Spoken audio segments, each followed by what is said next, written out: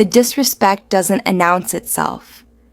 There are no overt insults, no dramatic confrontations, no clear violations you can point to and say, "This is wrong."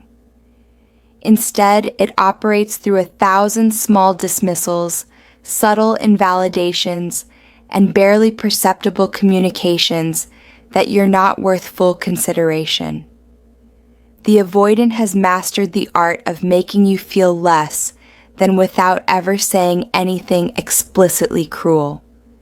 They undermine you through tone, through what they don't do, through strategic absence and calculated indifference. And the most disturbing part isn't just that they disrespect you, it's that they derive satisfaction from it. Not conscious, sadistic pleasure, but a deep psychological payoff that reinforces their entire defensive system.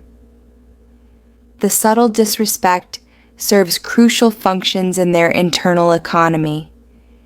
It maintains distance, proves their independence, and confirms their superiority. Understanding these patterns isn't about demonizing avoidance. It's about recognizing the specific ways dismissive behavior operates so you can stop questioning your own perception and start protecting yourself from erosion you can't always name. The strategic unavailability pattern. The avoidant is available exactly when it doesn't cost them anything, and unavailable precisely when you need them most. This isn't random or accidental. It's a pattern so consistent, it reveals intentionality, even if that intention operates below conscious awareness. When you're fine, when you're not asking for anything, when you're independent and self-sufficient, they're present and engaged. But the moment you have a need, express vulnerability, or require emotional support, they become unreachable. They don't refuse directly. They're just somehow always busy, distracted, or dealing with something else that suddenly takes priority. The message lands clearly, even though it's never directly stated. You're not important enough to prioritize when it actually matters. The strategic unavailability communicates disrespect because it treats your needs as optional while their needs are non-negotiable. When the avoidant wants space, you're expected to respect it immediately. When they want attention, you're expected to provide it. But when you need anything, there are suddenly complications and reasons why now doesn't work. Subscribe to dive deeper into these relationship patterns and learn how to spot them before they erode your sense of self-worth. The double standard is blatant once you see it, but it's packaged in reasonable-sounding explanations that make you feel unreasonable for being bothered. The pattern also includes being available strictly on their terms only. The avoidant decides when contact happens, when conversations occur, when intimacy is allowed or withheld. Your requests for connection are treated as unwelcome demands or pressure that threatens their precious autonomy. Their requests are treated as legitimate needs you should accommodate without question or hesitation. This one-sided control of the relationship's rhythm and tempo communicates that their comfort is the only comfort that matters. The avoidant maintains all the power through strategic deployment of presence and absence, and they love this arrangement because it proves they're not dependent, not controlled, not vulnerable. The minimizing and dismissive responses. When you share something important, the avoidant has perfected the art of making it feel small and insignificant. They don't tell you directly that they don't care. They use minimizing language, dismissive tones, and redirected attention. You share an accomplishment and they respond with, "That's nice," before immediately changing the subject. You express hurt and they say, "You're being too sensitive," or "It's not that big of a deal." You try to discuss the relationship and they sigh, check their phone, or give one-word answers that communicate boredom. These responses are calculated to make you feel foolish for having brought anything up. The dismissiveness serves to maintain emotional distance while placing blame on you. If your feelings are invalid or overblown, the avoidant doesn't have to respond to them. The minimizing reframes your legitimate needs as character flaws, your reasonable expectations as excessive demands. The avoidant gets to maintain their detachment while positioning you as the problem. The dismissive responses also communicate that engaging with your inner world is a burden. When you speak about your feelings, the avoidant's body language and tone convey that you're imposing, that this is tedious. They might roll their eyes, look away, or display impatience. These nonverbal dismissals are deniable if confronted, but you feel the disrespect in your body even when you can't articulate it clearly. The comparison and competition dynamic. The avoidant subtly positions themselves as superior to you. They know more, have better taste, make smarter decisions, are more logical and less emotional. This superiority isn't always stated explicitly. It's communicated through tone, through corrections, through the way they explain things as if you're slightly dim. They position themselves as the reasonable adult and you as the emotional child who needs to be managed. The comparison creates a hierarchy where they're above and you're below, and this hierarchy justifies their dismissive treatment. The competitive dimension shows up when you have success or receive attention. Instead of celebrating with you, the avoidant finds ways to diminish your achievement or redirect attention to themselves. You get a promotion, and they mention how they turned down a similar one. You share excitement about a project, and they offer unsolicited criticism. You receive compliments, and the avoidant makes a joke at your expense. These responses communicate that your success threatens them. The comparison also operates through subtle put-downs disguised as jokes. The avoidant comments on your appearance, your intelligence, your capabilities in ways that seem light, but carry an edge. They laugh off your reaction if you object, claiming you can't take a joke. But the pattern is clear. They regularly make comments that lower your status. This serves the function of maintaining distance through hierarchy, the weaponized independence display.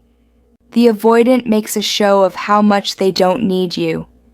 They emphasize their autonomy, their self-sufficiency, their ability to be perfectly fine alone. This display isn't just about having healthy independence. It's about making sure you understand that you're replaceable, that they could walk away without significant loss. The weaponized independence creates insecurity that keeps you working to maintain the relationship while the avoidant remains detached. The display includes regularly reminding you of other options they have. They mention past relationships in ways that suggest those were better. They talk about people who are interested in them. They emphasize friendships and activities that exclude you. The message is clear. You're one option among many. This manufactured scarcity is profoundly disrespectful because it positions you as lucky to have their attention. The weaponized independence also shows up in their refusal to make plans or commit to events. Everything is kept tentative and conditional. They won't commit to attending something weeks in advance, because they need to see how they feel. This perpetual tentativeness communicates disrespect for your time and your reasonable desire for predictability. The passive-aggressive punishment system. The avoidant doesn't confront directly when they're unhappy with you. Instead, they withdraw, give silent treatment, or subtly withhold things they know you value. You express a need, and they go cold for days. You request more communication, and they become even less communicative. The pattern is clear. Asserting your needs results in punishment. The avoidant never acknowledges this connection, but the timing is too consistent to be coincidental. The passive-aggressive system is incredibly disrespectful because it denies you the opportunity for direct conflict resolution. The avoidant won't engage in honest discussion. They simply punish through withdrawal, forcing you to figure out what you did wrong. This puts you in an impossible position where you're trying to address problems you're not allowed to explicitly acknowledge exist. The punishment system also includes the avoidant suddenly becoming available again once you've sufficiently proven you've learned your lesson. The withdrawal ends not when the issue is resolved, but when you've adjusted your behavior to be less demanding. This cycle trains you to suppress your needs and constantly monitor the avoidance mood. The disrespect is in treating you like a child to be trained rather than a partner to communicate with honestly. The selective deafness phenomenon. The avoidant has a remarkable ability to not hear things that would require them to respond, change, or acknowledge your experience. You express a concern, and weeks later they act like it was never said. You make a request, and they forget it immediately. You share your feelings, and they have no recollection of the conversation. This selective memory is a form of disrespect because it communicates that your words don't merit retention, that what you say is so unimportant it doesn't even register enough to be remembered. The avoidant creates plausible deniability through forgetting, while effectively dismissing everything you've tried to communicate. The selective deafness also manifests as the avoidant hearing only parts of what you say, specifically the parts they can use against you while ignoring the context. You express that you feel disconnected and would like more quality time, and they hear only, "You're complaining again," and respond to that instead of the actual content. You try to discuss a pattern, and they pick out one word you used and fixate on that, derailing the entire conversation. This strategic misunderstanding is a tactic that prevents genuine communication while allowing the avoidant to position you as unclear or irrational. The phenomenon extends to the avoidant, requiring you to repeat yourself constantly while they never have to repeat anything.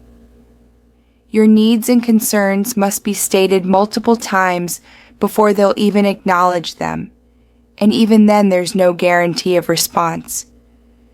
But the avoidant expects immediate understanding and accommodation when they express preferences. This double standard in what deserves attention and retention is profoundly disrespectful. The avoidant loves this pattern because it allows them to ignore anything inconvenient while maintaining that you're simply not communicating clearly enough.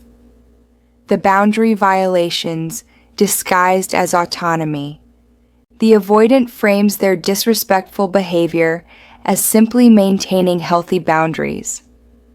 They cancel plans at the last minute and call it protecting their need for space.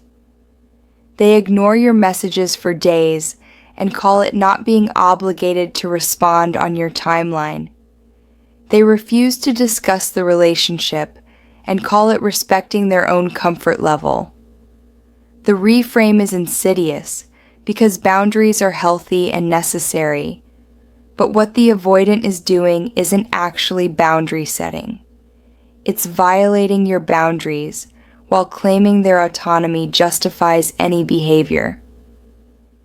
True boundaries are about protecting your own space.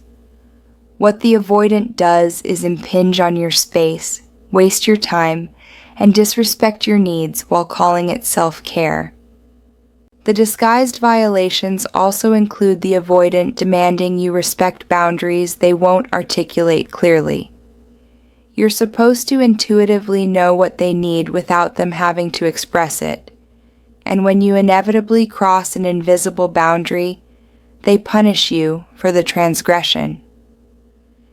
But when you attempt to set boundaries, the avoidant treats them as controlling demands that threaten their freedom. You ask for basic communication expectations and you're being rigid. They disappear for a week without explanation, and that's them honoring their authentic needs. The asymmetry is glaring, but the avoidant defends it as if different people simply have different needs, conveniently ignoring that their needs always take precedence over yours. The boundary framework also allows the avoidant to opt out of relationship responsibilities while still receiving relationship benefits. They want the comfort, support, and attention you provide, but none of the obligations that come with partnership. When you point out this imbalance, they accuse you of not respecting their autonomy or trying to control them. The disrespect is in using therapeutic language about boundaries to justify behavior that is actually just selfishness and disregard for your needs. The avoidant loves this framework because it makes them feel righteous while avoiding accountability. They get to be the healthy one setting boundaries while you're positioned as the unhealthy one who doesn't respect personal space. When the reality is, they're violating your boundaries constantly while hiding behind the language of self-care and independence. The emotional labor extraction. The avoidant extracts enormous emotional labor from you while contributing almost none themselves. You're constantly trying to understand them, accommodate their needs, manage the relationship's emotional tone, and bridge the gap their unavailability creates. You do all the work of maintaining connection, initiating difficult conversations, processing conflicts, and ensuring the relationship continues. Meanwhile, the avoidant just shows up occasionally, receives the benefits of your effort, and contributes minimal reciprocal energy. This extraction is deeply disrespectful because it treats you as a resource to be used rather than a partner in mutual exchange. The extraction includes expecting you to interpret their needs, moods, and wants without them having to communicate directly. You're supposed to read their signals, understand their patterns, and adjust your behavior to accommodate them without them ever having to be explicit or vulnerable about what they need. When you fail at this impossible task of mind reading, they're disappointed or punish you through withdrawal. But they make no reciprocal effort to understand you. Your needs must be stated explicitly, repeatedly, and even then might not be met. The asymmetry in who has to do the work of understanding is a form of disrespect that positions you as servant to their comfort rather than equal partner. The emotional labor extraction also means the avoidant benefits from your emotional processing without participating in it. You work through your feelings about the relationship. You consider their perspective. You try to understand their attachment wounds and what drives their behavior. All of this emotional work benefits them because it makes you more accommodating and patient with their limitations. But the avoidant does no reciprocal work. They don't try to understand your attachment needs, don't consider how their behavior impacts you, don't work on themselves to be a better partner. They simply receive the benefits of your growth and effort while remaining static and unchanged. The avoidant loves this arrangement because they get the advantages of being with someone who's doing personal work without having to do any themselves. The accountability avoidance excellence. The avoidant has developed sophisticated strategies for avoiding accountability for their behavior. When confronted with how their actions hurt you, they deflect, minimize, gaslight, or turn the conversation around to your flaws. They never quite take responsibility. There's always an explanation, an excuse, or a reason why what happened wasn't really their fault, or wasn't really that bad. This refusal to be accountable is profoundly disrespectful because it denies you the basic human dignity of having your pain acknowledged and validated. The avoidant prioritizes their own comfort over your legitimate hurt and refuses to sit with the discomfort of knowing they caused harm. The avoidance also includes the avoidant making promises to change but never actually changing. They say what you need to hear to end the difficult conversation, but their behavior remains the same. When you point out the pattern repeating, they claim they're trying, that change takes time, that you're not appreciating their effort. But there is no effort. There are only words designed to placate you without requiring the avoidant to actually do anything different.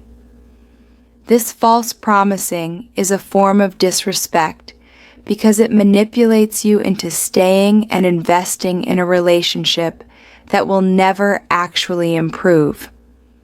The avoidant gets to keep you around without having to change anything about themselves or their patterns. The accountability avoidance includes the ultimate move of making you feel wrong for wanting accountability. The avoidant frames your need for them to acknowledge harm as you being vindictive, unforgiving, or unable to let go. They position themselves as the mature one who wants to move forward while you're stuck in the past, dwelling on old hurts. This inversion is incredibly disrespectful because it punishes you for having basic expectations that people take responsibility for their impact. The avoidant loves avoiding accountability because it means they never have to feel the discomfort of confronting their own behavior or admitting they're capable of causing harm. The intimacy sabotage satisfaction. The avoidant creates situations that prevent genuine intimacy from developing, and there's a satisfaction in this sabotage that operates beneath conscious awareness. When things get too close, too comfortable, too emotionally vulnerable, the avoidant does something that creates distance. They pick a fight, make a cutting comment, withdraw suddenly, or manufacture a crisis. The pattern is consistent enough that it reveals purpose, even if that purpose isn't consciously intended. The avoidant gets satisfaction from re-establishing distance, because closeness feels like threat, and distance feels like safety. Your hurt at the sabotage is acceptable collateral damage in their pursuit of emotional survival and the preservation of their defended independence. The sabotage includes the avoidant setting you up for disappointment. They create expectations through their words, but ensure their actions won't meet those expectations. They suggest future plans with no intention of following through. They imply commitment without actually committing. They create hope that things will deepen and then do things that ensure depth remains impossible. This setup is disrespectful because it manipulates your emotions and investment while protecting the avoidant from having to be direct about their limitations. They get to keep you hoping and trying while ensuring the relationship never becomes what you need it to be. The cycle keeps you off balance and focused on earning what they never intended to give. The satisfaction from sabotage comes from the avoidant proving to themselves that they don't need intimacy, that they can create distance at will, that they're not controlled by relational needs. Every time they successfully undermine intimacy, it reinforces their self-concept as independent and self-sufficient. Your pain at the sabotage actually increases their satisfaction because it proves you need them more than they need you, which confirms their safety through emotional hierarchy. The avoidant loves the power of being able to destroy intimacy because it means intimacy can never threaten them.